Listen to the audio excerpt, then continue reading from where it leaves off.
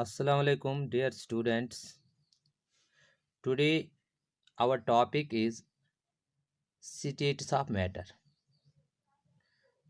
First of all, we must know what matter is.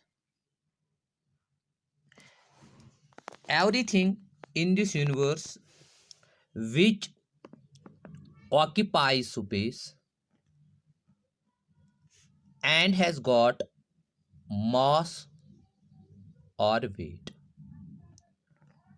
Anything in this universe which satisfies these two characteristics means it occupies space and has got mass or weight, we simply call that substance to be matter. And everything in this universe which has got physical existence means which exists. For example, pen, a copy, a table, or any other thing. We find that it occupies space and has got mass or weight. Means जो भी चीज़ इस दुनिया में है जिसकी physical existence है, जो exist करता है, नज़रों से दिखाई देता है, it occupies space and it has got mass और weight, we simply call that substance to be a matter. But if we look at the matter, we find that this matter is constituted of small particles. Matter is constituted of small particles. We call those particles to be the constituent particles. Constituent particles of matter. Means matter is constituted of small particles. We call those particles to be constituent particles of matter. Means a pen is made up of small particles, a copy is made up of small particles. We call these particles to be the constituent particles of matter. Means everything in this universe is made up of these particles, these constituent particles. Everything in this universe is made up of these constituent particles. But later on, we find that different states of matter, means we categorize the matter into different states,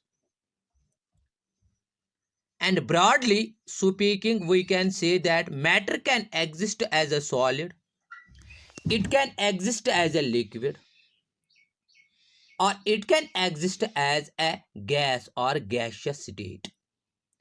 Now the question is, when we say matter exists as a solid, when we say it exists as a liquid, or when we say it exists as a gas, means if anything in this universe,